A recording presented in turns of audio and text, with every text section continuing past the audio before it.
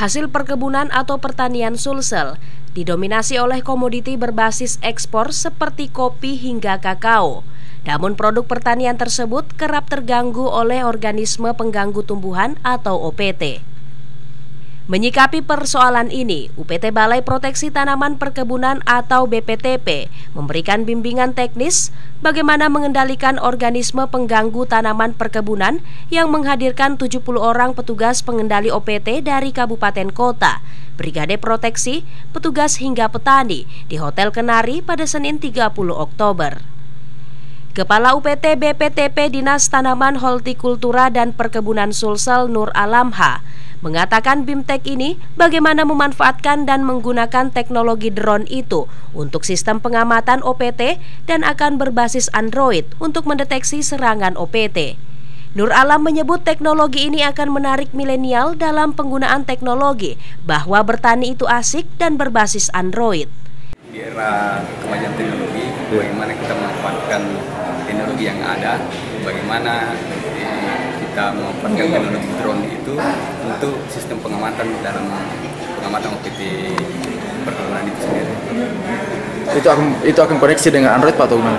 Ya, jadi nanti dia akan berbasis Android, kemudian akan terkoneksi di situ bagaimana mengidentifikasi serangan-serangan OPT itu. Kepala Dinas Tanaman Hortikultura dan Perkebunan Sulsel Imran Jauzi dalam arahannya menyebut perkebunan harus menciptakan lapangan pekerjaan. Hal ini sejalan dengan Tridharma Perkebunan.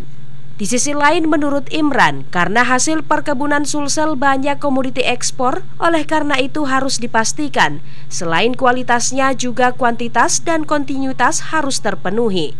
Jika ada gangguan, otomatis akan terganggu, sehingga kegiatan pengendalian organisme pengganggu tumbuhan harus dilakukan. Perkebunan ini kan rata-rata komoditi, kalau kita bicara komoditi perkebunan kan komoditi ekspor ya. Kalau kita lihat sawit ya, kakao gitu, kopi itu ekspor ya. Nah, oleh karenanya ya harus kita pastikan bahwa selain kualitasnya harus ekspor ya, juga kecukupan atau apa istilahnya kuantitasnya juga harus terpenuhi. Karena untuk ekspor ini harus kita pastikan kualitas dan kontinuitas. Nah, kalau ada gangguan, otomatis ini akan terganggu. Sementara itu, Kepala Bidang Dinas Perkebunan Kabupaten Bantaeng Titi Rahmawati menyebut sistem Android dalam tingkat petani di daerahnya sudah bermasyarakat dan dari situ pengembangan perkebunan dipelajari hingga memperoleh kepercayaan Dirjen PSP untuk mendapat bantuan pengembangan perluasan area pertanian produktif, yakni 50 hektar komoditi kopi Arabica varietas Siga Rantang.